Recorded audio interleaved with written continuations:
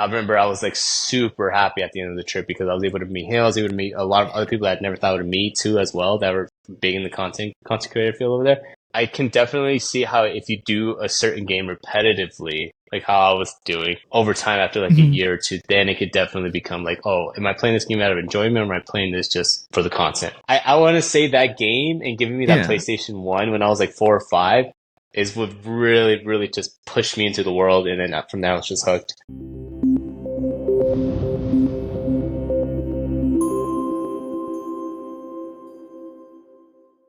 Hello, everyone. I'm Dustin PolyInnovator. Today I'm talking with Andrew Vasquez. He is a sim racer, YouTuber, a future race car driver, and just overall content creator. So thank you for being here.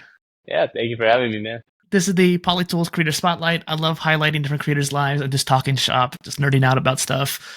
One way I like to kind of break the ice is to have you share something about yourself that no one knows about you.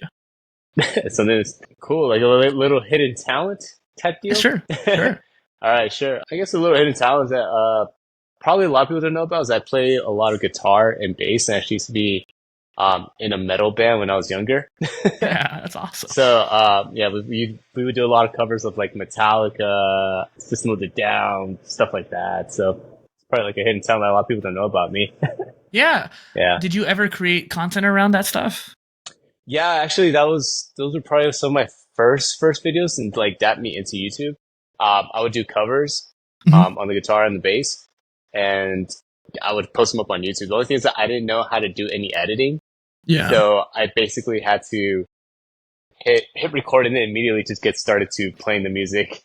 And I didn't realize that there was such thing as editing that I could just hit record and then just play the music in my headphones, and I can always overlay the music. So I was just like, "What? Mm, It could have been so much better." But I was so much only like easier. 11 or 12. Yeah, I was only 11 or 12 when I did that. So I Wow. was just like, I didn't know the intricacies of how to do video editing or anything like that. So Well, even if you were older, it's still one of those things where I think that's a really great point to kind of highlight there. When you yeah, first get started, there's just, you don't know what you don't know. You know what I mean? exactly. Yeah, It's interesting to think about too, like your history is like making music and making content around that music. I actually, my future, I want to make music and make content around that music. oh, nice. Yeah. Yeah, it's always fun, like especially because it gets your creative juices flowing when you're making music. Yeah. Yeah. What do you play any instruments too, or? I taught myself how to sing. I'm more of a singer. I do want to learn piano, eventually guitar, but I think that's where I Okay. would be kind of at. Yeah, no, singing is a hard one because it's either you got it or you don't got it, and then if you do got it, you got to learn how to pitch perfect yourself to Yeah. hit certain notes. It's a And lot of like being trial able and to hit error. those notes without straining too. Exactly. Yeah. Yeah. Um. Oh, sorry. Yeah. mhm. Oh no, I was just gonna say, yeah, like I would do singing too. But it wasn't until I was a little bit older when I started realizing like how to actually mess around with your vocals to hit certain notes and just keep them consistent. Yeah. One of the bands I sing the most is Queen, and Oh, I Queen. love rocking out the Queen. And it's interesting to think about how Freddie Mercury's vocal cords were actually like shaped differently. Is what they were talking about in the documentary. It's insane. Yeah. No, yeah. I mean, you basically went from beginner to immediate expert if you're trying to do Freddie Mercury. So My first yeah, song I ever sang in front of people was "Fat Bottom Girls" by Queen. I was like, I love it. from then Okay, on, yeah. okay. I'm trying to think if there's like any like crazy. I guess the beginning and it immediately just starts off with Freddie going, Ah, yeah, yeah, yeah. immediately. Too, because a lot of his songs go either really high or really low. Exactly. And for me, I'm starting to realize that actually doing the very, very low parts are very difficult when singing. It's a lot. Like, I Yeah. remember we used to do a little bit of video content creation, solo, like a lot of vlogging and stuff, and having to set up your cameras and Mhm.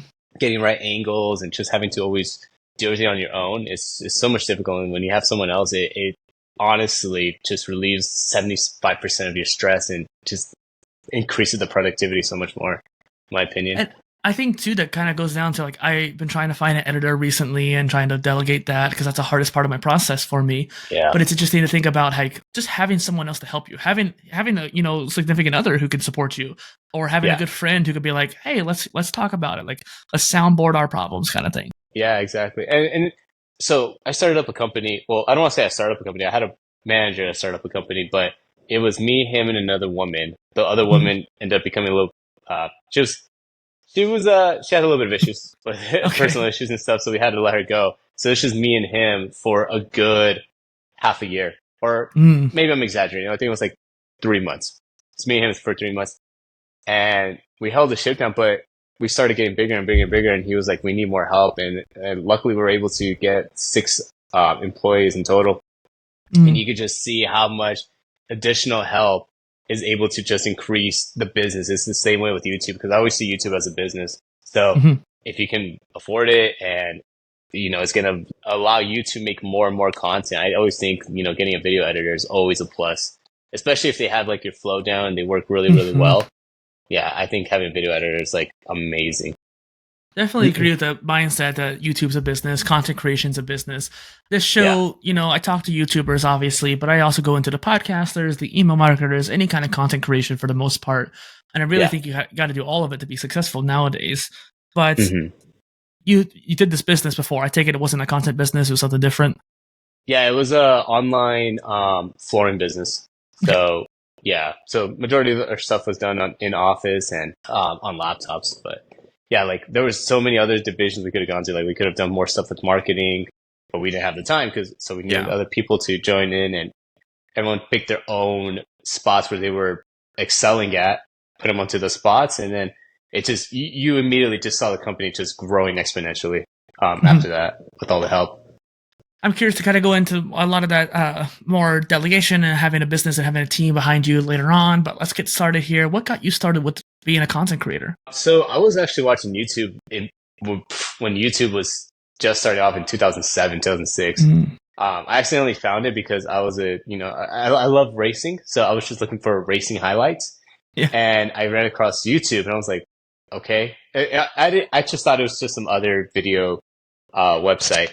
Like, I think what was it, Daily Mail and And I Vidler think it and was all that called Daily. jazz. Yeah, there was just so many different video. So I just saw YouTube as Wild any West. other video website.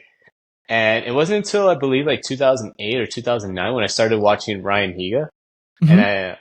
that's what got me into it. I was hooked into YouTube, and then I started seeing there was more and more content that people were making. I saw the covers of the of bands, and I was like, you know what? Let me try this. Let me just. I've always wanted to be somewhere in the spotlight. I've always wanted to try to make it in entertainment. Let me just grab a guitar. Let me see if I could do some covers. And then that's what kind of got my addiction started with doing stuff on YouTube Were you back in like like 10 or 2010. 12 when in 2006? 2006, I was 10. Okay. But I didn't start uploading until I was about 13. I asked So because you were my really mom, early. yeah, my mom had a little video shoot camera. So I was Yeah. just like, hey, let me grab this. It's got recording, so I recorded it. Terrible 720p quality, but it got the job done. Terrible in That's, our yeah. mindset. So 720p back then it was like really good. Oh no, yeah, I still remember the time when YouTube was just raving about 480p. Yeah, Yeah. like, oh my gosh, you got 480p, and I was like, oh my gosh, we got. Yeah, I was excited about that too. I remember Yeah, being on my little smartphone that you could slide out and the yeah, tiny little screen, and I was so ecstatic that I could watch YouTube on my tiny little phone. yeah. No, when my cousin got his iPhone, it was like one of the first generation iPhones, and you could watch YouTube on it. And I was just so jealous of the quality because I had a Yeah. little Razor, and I Yeah. was like, I can't even watch videos on this Razor. So yeah, Well, it's funny because it, Razer was the top dog before that too. exactly. Yeah. It's interesting that you were so early and that you're, in this space for so long. Do you think that being a part of that first couple waves there, did that change your perspective of how YouTube is now? In a way, yes and no. I still feel like in a way, YouTube's content creation has definitely evolved. And the fact that you can actually make a living with YouTube now is, is what I think is a lot different than what it was back then. Because back then people were just posting stuff. They weren't expecting to become internet stars. I think once Ryan Higa was like the very first person and like Smosh were like the first people to actually make it big and make it into public entertainment. I think that's when people kind of click like, oh yeah, this is going to be something to stay. This is actually something that you can make into a really, really big business and become a name in the entertainment business. Yeah. But yeah, as far as just like the process goes and just everything that has to go with creating ideas for YouTube and uploading and stuff like that, I mean, it's still basically the same as when YouTube first started. I just think it's more people now when they get into YouTube, it's because they're trying to make it into becoming a big content creator and making it in the entertainment business, rather than back then it was just more for fun. Yeah. Yeah, It is interesting to see like the different ways of YouTube, different ways of podcasting, and even blogging too. We met at exactly. NAB, the National Association of Broadcasting. And Hmm. one thing I saw there that I thought was fascinating, I told people about afterwards, is that the broadcasting world in creator worlds are starting to merge. And so like Yeah. content creators, the production level is getting higher and higher. I finally got like a 4K camera, I got a light bar. Like these are upgrades to try to up my production quality. Obviously it's not too great just yet, but point is it's still on that journey. But Yeah. some content creators are, have full on production studios. And then Yeah. broadcasting are using content mediums like YouTube and TikTok to kind of reach out and reuse their stuff they've already been making. So there's this merging happen in that. I thought that was really cool. Yeah, and I think the pandemic really, really pushed that. I know there was a lot of people that were, well, I don't want to say a lot, but there was a few people that were already making, in-home or at-home studios. Mhm. But I think once the pandemic happened and everyone started seeing the shift of TikTok and how much social media can really outreach towards people, especially to like the older generation of the people that run the heads of those big corporations like NBC, ABC, and stuff like that. Yeah, I definitely think that now more than ever, people are just like, well, you know what? We need we need to get a good at-home studios, because the way we're giving out information, basically, it's not all done by TV anymore. It's now starting to just all transfer to the internet. So we have to meet with the times and know that TV is starting to fizzle out. Now a lot of people are watching. So we have to make content that's going to be able to grab the audience, especially the younger audience, which is for like TikTok, YouTube, any Instagram, stuff like that. So I think that's the reason why it's like starting to merge so much, and then COVID just accelerated that. Yeah. On my other show, the Polymath Polycast, where I talk to people who are like multidisciplinary, a lot of those interviews took place over the pandemic time. And one thing that people kept talking about is how COVID was an accelerant. It's funny how Skype died out, because Skype should have been the king of video calls, but Zoom, blew up. I met the founders of Riverside back in 2020, and then started working with them back in early 2021. And I don't work with them anymore, but it was interesting to think about like how Riverside blew up. And then even all these other recording tools, they came out of the woodwork. And those all came through the momentum that the pandemic gave. Yeah. And the sad part about Zoom now is like Zoom has kind of died out in a way, I feel like. But it's because I feel like other corporations like Google or even like an Apple and stuff like that have tried just integrating whatever worked for them and just putting it into their own platform, just capitalizing on it.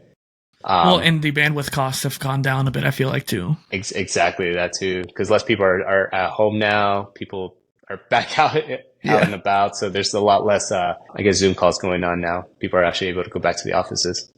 So you're one of the few video game creators I've had on the show so far. And I want to have more, because I think there's a lot of things that can be learned from video game creators in the space. And I'm fascinated by it, because as someone who loves games myself, too, it's just like fun being on both sides, too. And during the pandemic, did you spend a lot of time gaming? Yes, kind of. I don't want to say what I did majority of the time, but that's an avenue I pushed towards, because I had a computer and I had my PlayStation, so I was just like, why not? Just get into gaming, try it out. I can't even go outside anyways, because you can't go and record anywhere, because then you'd get in trouble. So, and you can't go into any establishment, any businesses. So I just thought, well, it's a no-brainer.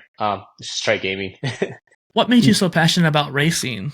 Oh, I've just always been passionate about racing. I started when I was 4 or 5 years old. I just turned on the TV. There was a car racing on, and from there I was just hooked. What about the car racing that like really drove your passion? The car racing, I guess.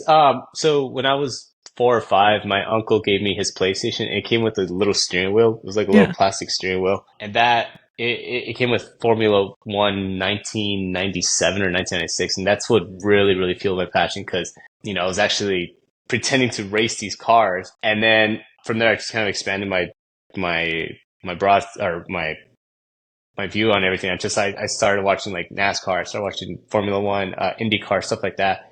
And I just thought to myself, like, this is really, really cool. So I want to say that game and giving me that PlayStation 1 when I was like 4 or 5 is what really, really just pushed me into the world. And then from there, I was just hooked. Yeah.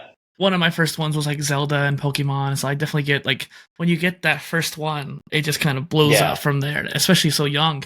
And I love making a cool setup for a computer. I feel like those racing sim setups are even way more complicated and way more interesting to kind of get into. So, like, Yeah. what are some of your favorite stories about your setups? Like, what are your favorite kind of things you add to your setup? Like racing setups, for example. I think just getting the setup the first time, even if it wasn't the most extravagant setup, it was like stuff that I got from like Facebook Marketplace and Yeah. stuff.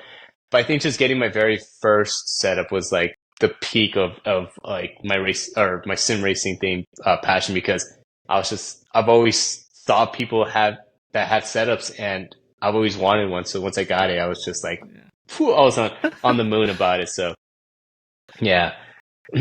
Well, and being a content creator, your setup's pretty crazy too, and having a computer and stuff like that. Yeah. So I take it, do you create content while you're in the seat, or do you just record what you're doing and then make it outside too? Like, obviously, I've seen some of your channel too, but I wanted to see like what your mindset is.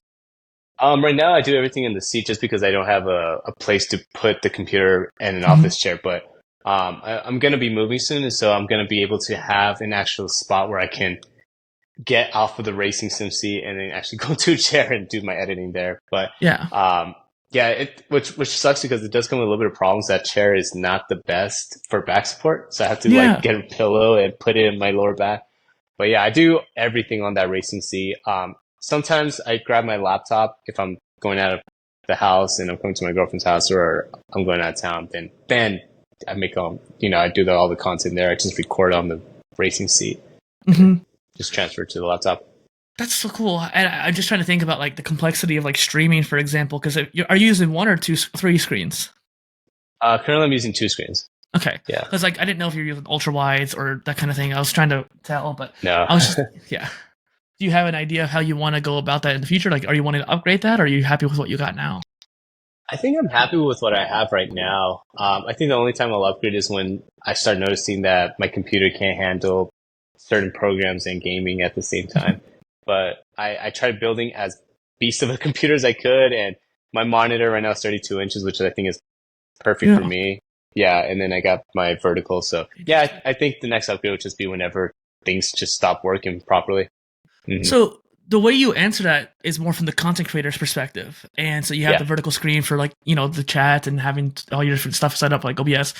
But like I was asking because I've seen a lot of the racing setups I've seen have the triple screen setup, so you can have that immersion Oh, and having it all the yeah. way around you. So that's kind of why I was curious there. Oh yeah, no, I don't have enough space for that. If I do get Okay, a place that has space, then I will definitely get those triple monitor screens. or maybe just like a Um, super ultra wide, something like that. yeah, or very super. Yeah, I've seen some of those, but those The seem like really, really Fortnite expensive. it's It all comes insane. down to price. Yeah, it all Yeah. comes down to price. It's like, all right, what's more cost effective, getting three monitors and stands, or just getting a full on ultra wide and the Well, and space? that's kind of why I was curious too, because I feel like there's a lot of people who are facing that problem now, and obviously you're still upgrading, you're still changing things up. But I'm just kind Yeah. of curious, as like a nerd of tech, what you had Uh-huh. when you mentioned vertical monitor setup too, for example. Like not everyone does that, so I thought that was really interesting. So I was just really curious about your setup more. Oh yeah, no, I felt like a lot of streamers have that vertical monitor, so I just kind of took inspiration from them. The thing is, it was a little difficult to actually find vertical monitors. I spent like 10, 15 minutes actually trying to look for a good one. So You could always just rotate a regular monitor too. the ones I kept finding, the stands would not rotate. That's so yeah, I use an arm for mine, and that helps a little bit. gotcha. Yeah. Yeah, unfortunately, my desk it doesn't have a spot where I could put an arm. Oh, I Um, hate that. yeah, yeah, it's like it's a in wall desk, so the desk is like into the wall, so there's no back part. So, Mm, yeah, I can't put I actually have to have an a actual bon- monitor I could turn. stand that can turn. Yeah. So it took me like 10, 15 minutes to find a decent one because a lot of them Yeah. were not that good. Or they would Yeah. say like the rotation or the arm would break and stuff like that. Yeah. Or they'll be like too office centric and whatnot. But you Yeah, recently just exactly. hit 25,000 subscribers, so congratulations for that. How does that feel? How do you? Appreciate it. Where do you think you'll be at the end of the year? I have no idea where I'll be at the end of the year. I didn't even think I was gonna make 25K this year. I thought I was gonna probably hit 20,000K by the end of the year, but I started doing a little bit different content and it's just been resonating really well with the audience. Yeah, I don't know where I'll be at the end of the year, but I do appreciate you recognizing that about the 25K. It's like I said, I It's a good was marker. super ecstatic about it. Yeah. Yeah. Well, Hmm. and if you continue the content going too, I'm sure you'll be able to get pretty big. Maybe hopefully get to 50 or even 100K by the end of the year. Because I feel like people Oh man. jump like they jump pretty dramatically after the first few ones. Yeah, definitely. Like I said, all I'm trying to do is just make as many good videos as I can. Yeah. And if it gets to wherever, like, 50, 100,000, then hey, I'll be happy, But Yeah. I'm not like, oh, it's gonna have to hit 100 by the end of the year. It's just, yeah, wherever it Hopefully it gets does. to. Yeah. Yeah. A couple questions off of that. It's hard to tell Mhm. nowadays with shorts counting towards the total number, but how many videos have you done? And you said you changed something up. So what was that change? So in total, I want to say I've done like maybe 300, 400 videos, like actual videos. With Mhm. shorts, maybe 50 to 100 shorts. I really don't do that many shorts anymore. We're just focusing on just actual videos. But yeah, I changed up a little more of the content. I'm starting to stray a little bit away from the sim racing stuff and just making more entertainment videos. Hmm. So I started doing a little bit more reaction videos, a little bit more prank videos, stuff, including my girlfriend more. So yeah, I'm just tiptoeing away from sim racing, just trying to find, because it seems like a lot of my newer audience are more into to entertainment stuff, less of the sim racing stuff. So trying to make content for them. How do you feel about that? Do you still want to make the sim racing stuff, or are you just making content for the audience too? I just want to make sure I got the right picture there. I enjoy it still. It's always a fun time to always challenge like your creative mind, and especially going into a different type of interest. Yeah. And I've actually kind of found like a little bit of fun with it. It feels like a fresh, a breath of Yeah. fresh air, because with the sim racing stuff, I've been doing it for, I want to say 3 to 4 years now. So it kind of feels good to challenge myself to try Yeah. expanding, into different categories of video, yeah, video style.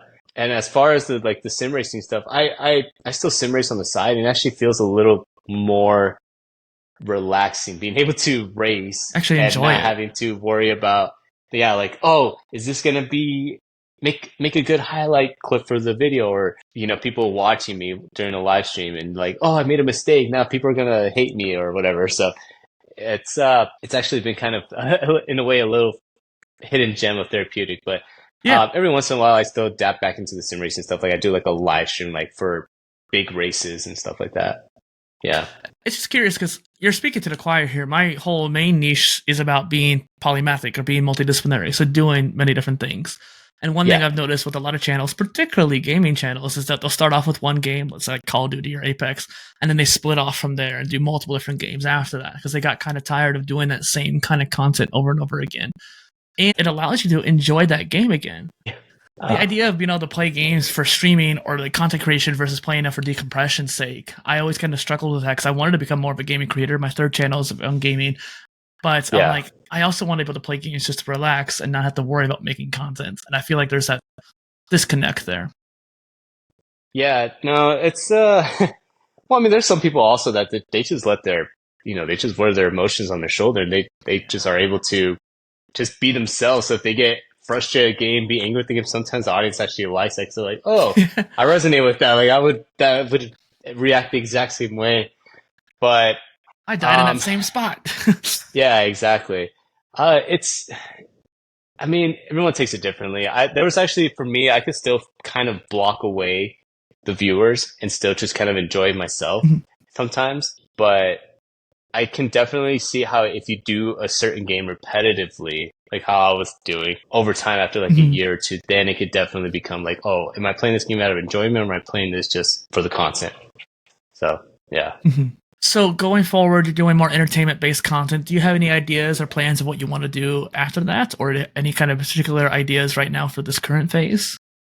Yeah, I have a lot of ideas for this current phase. I actually made an entire spreadsheet of Good. video ideas I have. I just saw what's working. And so in that case, I'm trying to make content that's similar towards the videos I have, but also expand and do some other stuff that I've always wanted to do too, like some little passion projects, and try to integrate it in a way that's still going to be entertaining for the audience.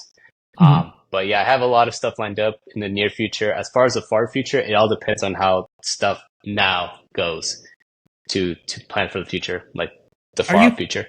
pivoting your personal brand from like Andrew Racing to just Andrew Vasquez or Andrew V or something like that? I'm trying to find a way to do both of them because I Okay. still want to do the racing stuff. So, but if I do the racing stuff, I want to start doing it in real life. Unfortunately, it takes a lot of money to do that. Yeah. I'm talking about like thousands and thousands of dollars, for not a lot back. So, Hmm. want to keep myself as just as Andrew Vasquez, but still people know me as a race car driver whenever I start doing like actual real life racing. Yeah. I mean, it's just two different brands essentially. Like you have your personal brand and your Yeah, sub brand, and it's like exactly. I feel like you started off with the racing, but maybe it's going to become your sub brand down the line, and your personal brand ends up becoming the main thing or something like that, Yeah, or vice versa. basically. Yeah. Yeah. You never know. It just, like I said, there's actual race car drivers right now that are like in Formula One and other stuff that trickle their way into YouTube and actually just made their own little YouTube group or Mm. would do streams as well. So they would not. So it's you can find your balance of having which one you want to make as a sub. And if racing becomes a sub, as long as I'm doing racing, that's fine with me. I The love sub brand. doing interviews because it allows you to Yeah. connect with people. Do you think that maybe you would be able to do interviews with different race car drivers or find some way to collaborate with them? I actually have been able to already. So I have met a lot of race car drivers. I've actually Sweet. been able to go to like races, been able to go out of the country and meet some people, some other creators that started off sim racing that now do real life race car driving. Mm. So yeah, it's definitely given me a lot of opportunities already. So I can imagine it bringing more opportunities in the future as well. I Yeah. could almost see some video topics too of you talking about like how these three sim race YouTubers were able to become race car drivers. Here's how all three of them did it, kind of thing. Kind of Yeah, cool. exactly. Yeah, it's cool because, like I said, I saw them from like their startings back in 2013, 2014, to where they're at now, and I just saw the progression of how big they become, and Mm. it was actually surreal meeting them in person and actually hanging out with them and going out with drinks with them and actually becoming really good friends with them. So it's opened doors towards a lot. So in the future, maybe I'll make a video like that and be like, this is how he became this big, like the stuff that you didn't know about. Yeah. I also think there's a lot of great ways of this modeling your own journey on that too. Obviously, you're looking towards entertainment stuff right now, but that race car Yeah, driving future is also one of your goals. So just trying to think of exactly. my brain just kind of goes into that mindset, like, oh, what can we do to work towards that? Exactly. Yeah. No, that's how my brain functions too. So I'm just thinking to myself as well, like, okay, so if I start doing more entertainment stuff, how can I fizzle that back into race car driving? But luckily, to be a race car driver, your age limit's basically up until like 60, 65, where you're a danger on the track. So I still got plenty of years to try to figure something out. The only thing that's stopping me right now is just the financial stuff. So Yeah, and that'll happen yeah, eventually too. It's exactly. much simpler to just earn more money than it is to figure out the problems itself. So that's good. Yeah, it's not like if you're trying to make a professional football career, because you only got like a certain peak, and then after like 35 or 40, no one's gonna pick you up. You're just gonna be playing Sunday league. You know what I mean? Yeah. Yeah, So yeah. you make video content, you stream a bit, and so do you ever work about like written content or audio content at all? Have you thought about those? In what way? Like what are So audio would be those like content? having a podcast or something like that, and then obviously you've Oh, done music, so that technically counts too. But I'm thinking mhm. along the lines of maybe like a blog or newsletter too. No, no, I haven't really thought about that. That stuff doesn't really interest me that much. Hmm. Maybe in the future, I wouldn't mind doing a podcast, but I feel like first I want to establish myself as a as a person, as a brand before I start diving into podcasts. Because I feel like definitely people, it's easier to grow a podcast when people know who you are already, and then you just transition into that. Yeah. Yeah, it being Hmm. another arm for you.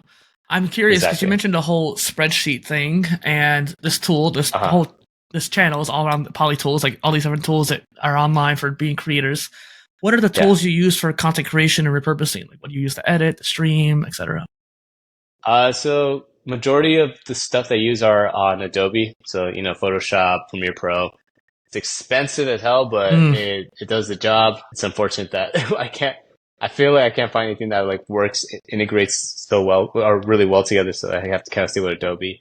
As far as streaming, I just go on Streamlabs. Never really picked up OBS, but that's just because of me being lazy and trying to understand OBS. I just got Streamlabs first. Mhm. And I was like, yeah, I'm comfortable on this. It does what I need to do, so I'll stay on Streamlabs. But other than that, I just use a little bit of Google Drive in order to upload footage, share footages if I ever need to share it to Daniela or anything like that. I use Excel spreadsheets to kind of just go over, okay, the analytics, how are things looking, what's working, what's not working, and I've been a lot more proactive on the spreadsheet stuff as of I want to say like 2 or 3 months, and I've been seeing it's been helping a lot with understanding who my channel audience is, what type of content to create, and just how to grow the channel more. So it seems like it's been working a lot. I love that question because I love getting into tools and talking shop. And as knowledge management and project management is one of my main areas that I create content Yeah. around, I'm curious to see, like, have you thought about upgrading from spreadsheets to databases like in Notion or Airtable or something like that, so you can have a little bit more control of how it operates? Yeah, I mean, I feel if I get a second person, Hmm. I definitely want to get that because it's a lot more easier to spread information. And from at least what I've seen, I've never actually played around with Notion, but I've seen content creators that have used it. Uh, so yeah, if I were to get like an editor or something like that, it just makes things simplifies things a little bit more. So we kind of have a vision and a goal of where we want to, what we're trying to achieve for like that week or within the month time. As And the far as the way, other, oh, sorry. yeah. I was gonna say, as far as the other tools that you had mentioned, I don't know what those tools are. No, that's all good. I Yeah. I'm always happy to help people by introducing new tools and stuff like that. And Notion's interesting with the whole Notion calendar too. I think that Yeah, if I were to go exactly. back to Notion, it'd be because of that. Yeah, exactly. It's just simplify and make sure everyone's on the same page, especially if you have a team.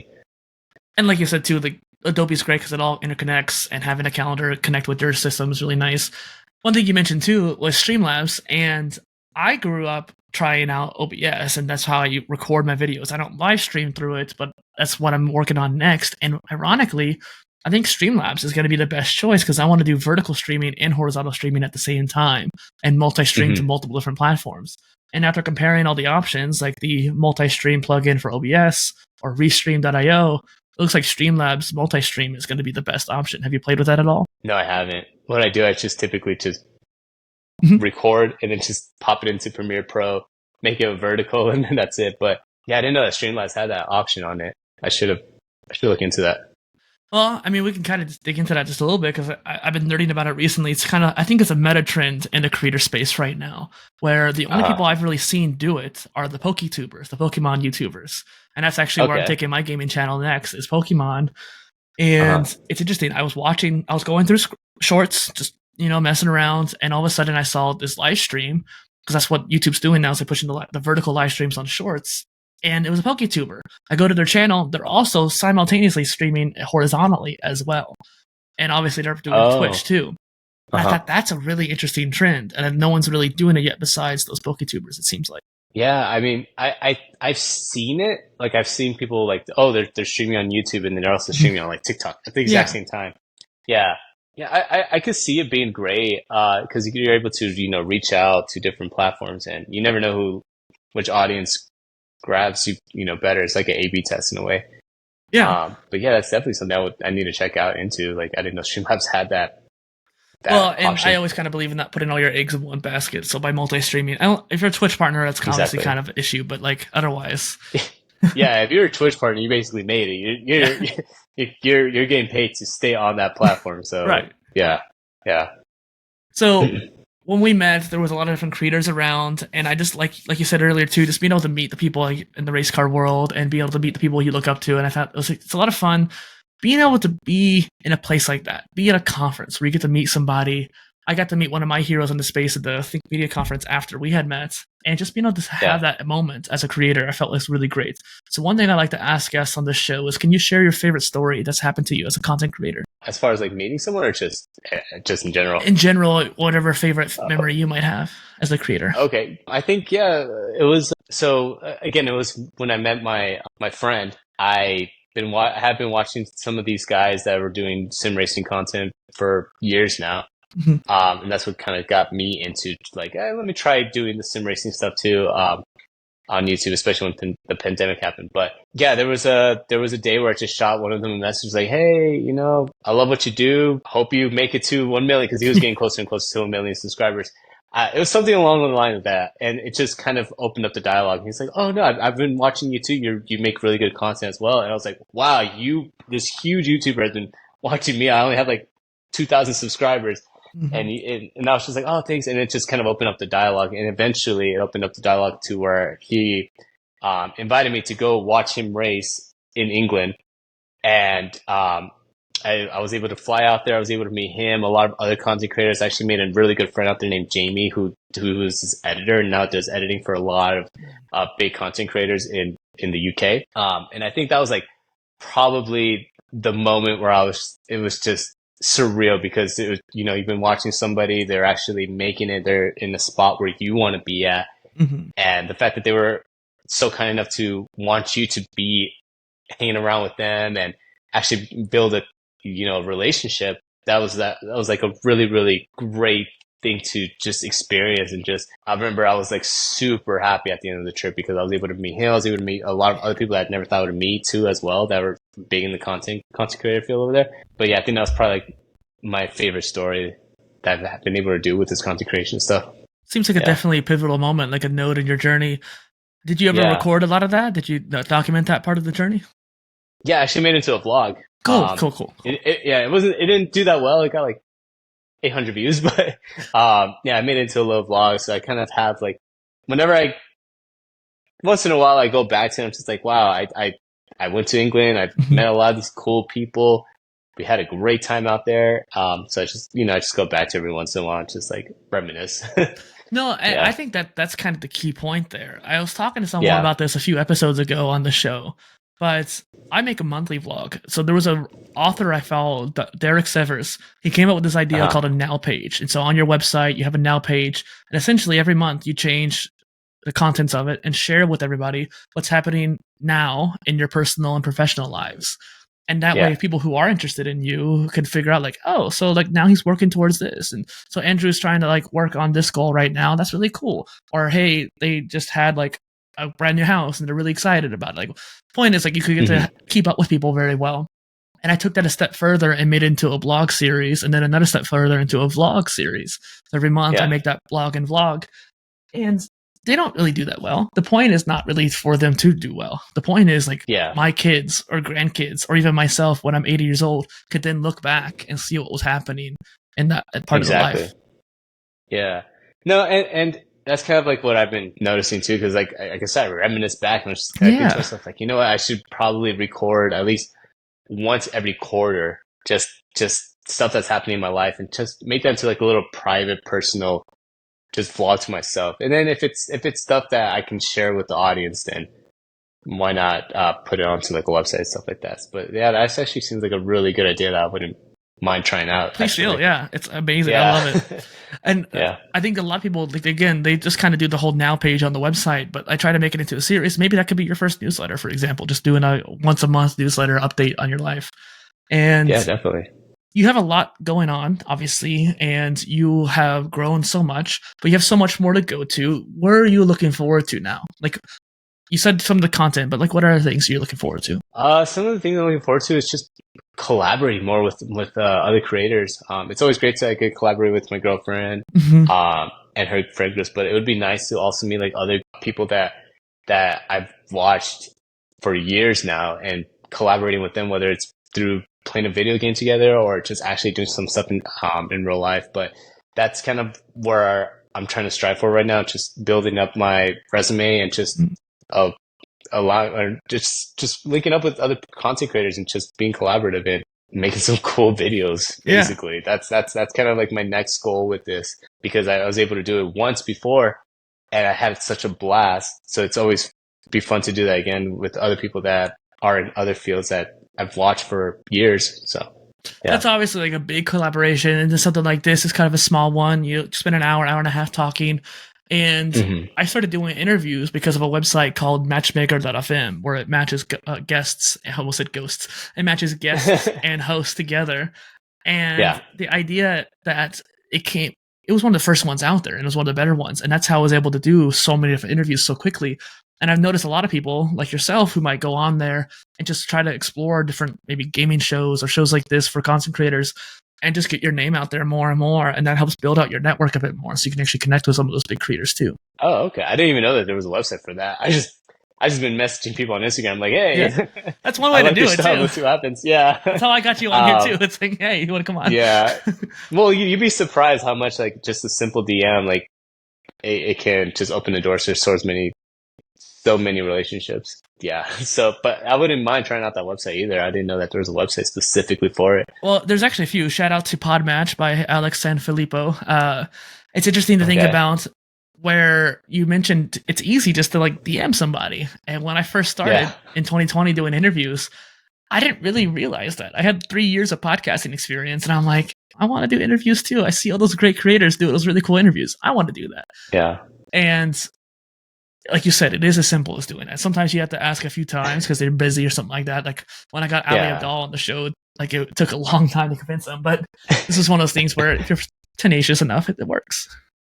Yeah, and sometimes it's not even that people are just ignoring it. It's just sometimes you just get flooded with messages, and so it's really difficult to know who are people that are spamming and who are actually people that are trying to collaborate and stuff like that.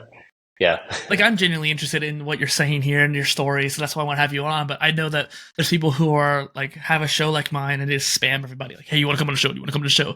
And then the other idea, like Instagram's DM feature, you have the primary, the general, then the hidden, and then there's a secret hidden inside the hidden too, no less. And if you don't look I didn't at know that, there's a secret hidden. Yeah, because inside the hidden, it's like you have the requests, and then there's hidden requests at the bottom of that. And so people often get lost in either one of those layers, and then you don't ever get to see those messages.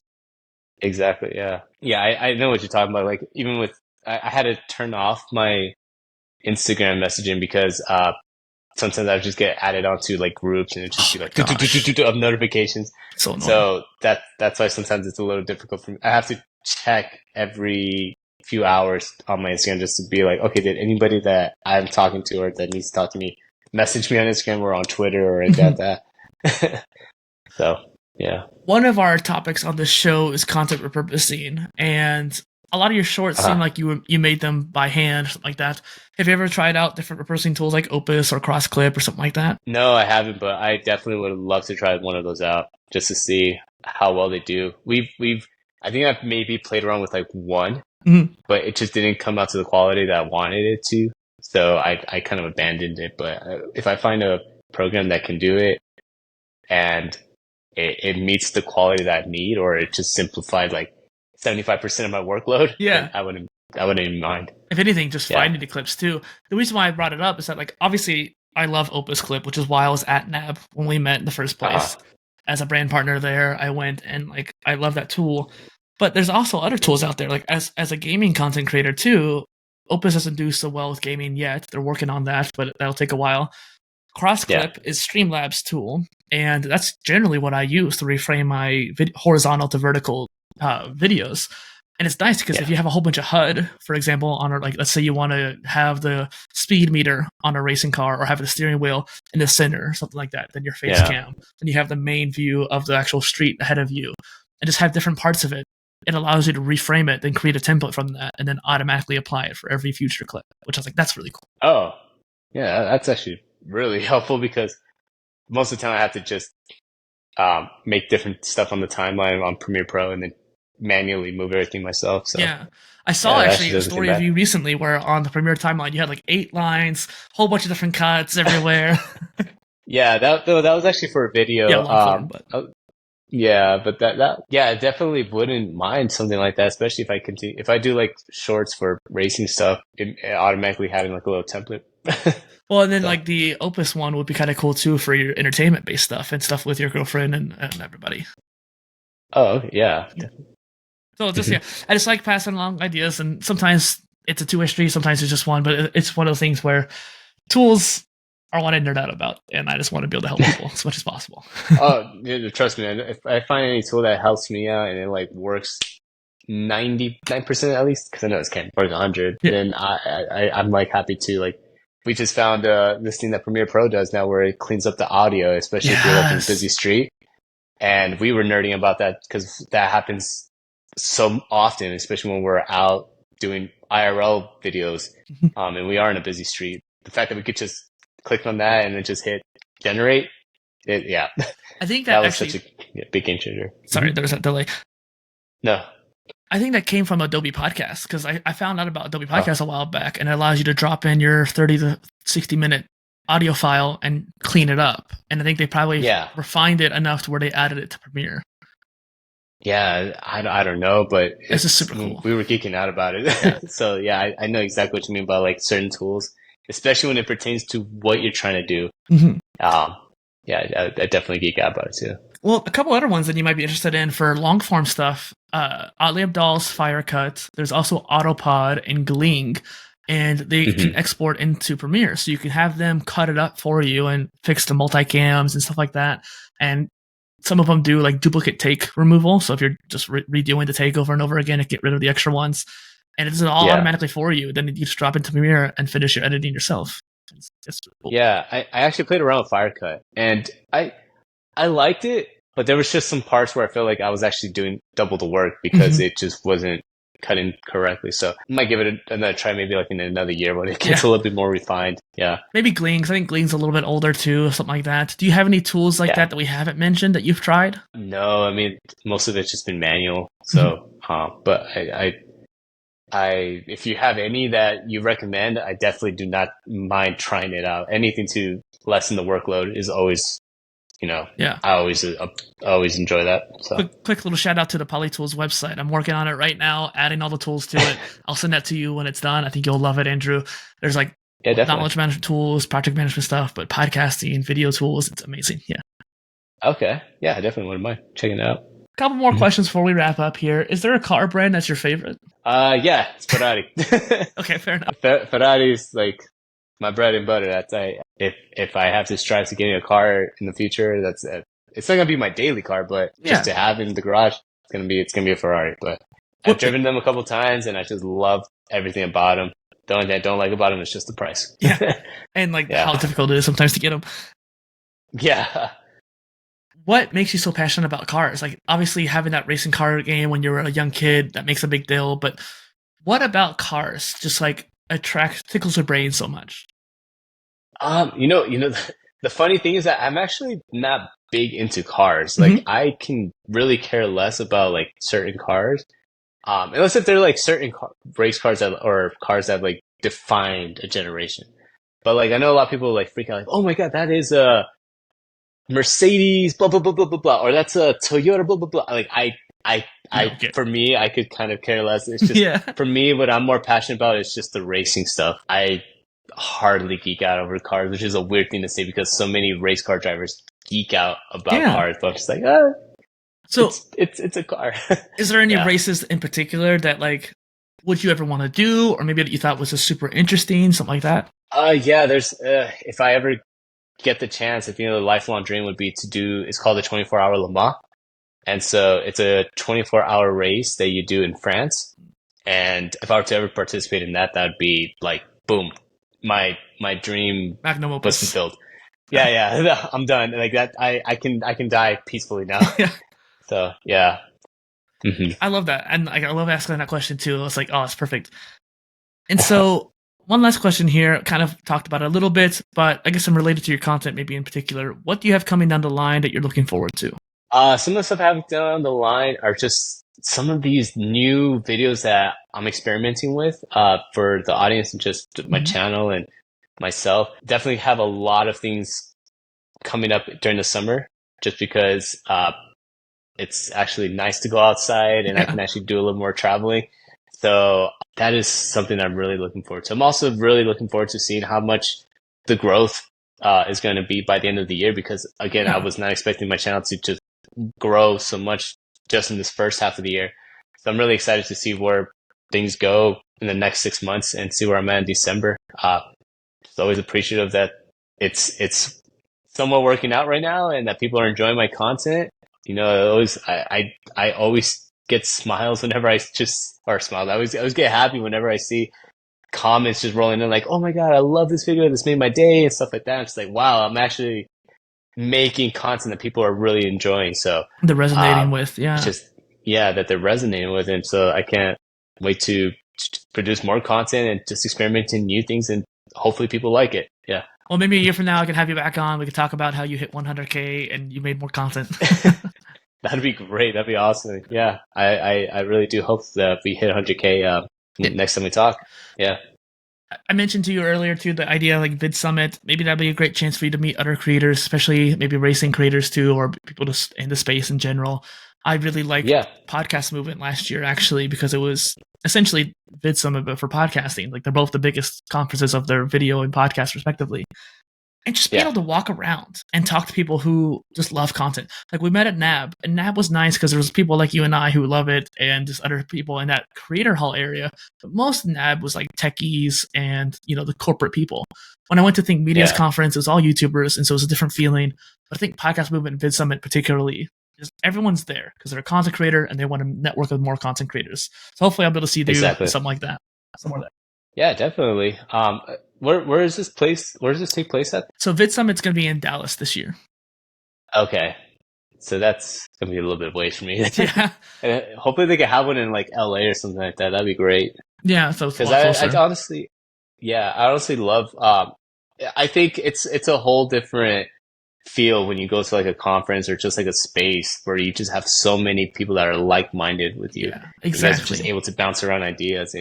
It kind of brings a lot of motivation too, because it's just like, oh, I had this idea and you had this idea too. It's just like, oh, well, you know what? Like, let's do collaboration. Or it's just like, yeah. Or like they give you ideas or they give you feedbacks about your ideas. So it's just always great to just be in a space where so many people have so many like-minded ideas, and just fire so many creative stuff in your brain. So, I definitely know what you mean about going like to Vid Summit compared to like going to like a NAB or something like that. Yeah. Well, one of my podcast friends who I saw last year at Pod Movement, it was interesting. They were talking about how they normally went to like business conferences and everyone's kind of basically forced to be there and no one really wants to collaborate or talk because they're just like, they're there to do what they need to do and get out versus conferences like Vid Summit or even like the Think Media's one, Girl Video. They're like, you're there to learn. You're there to collaborate. It's a different mindset, like you're saying. Yeah, exactly. You're more passionate. Yeah. It doesn't feel like you're just there to be fake with everybody. You're actually there when you go to a place that you actually want to be at. You're actually there because you want to be there, and you feel a lot more alive rather than robotic. Yeah. Because Well, if people are interested in what you're doing, Andrew, where can they find you online? Yeah, you can find me on youtube.com/Andrew Vasquez. If you find the baseball player, that's not me. I don't play baseball. Because I guess there's a professional baseball player named Andrew Vasquez. You can find me on Instagram at Andrew Vas with 2 S's at the end. And you can also find me on Twitter with _Andrew Racing. I got links for you in the description there, so no worries. Sweet. Awesome. Yeah.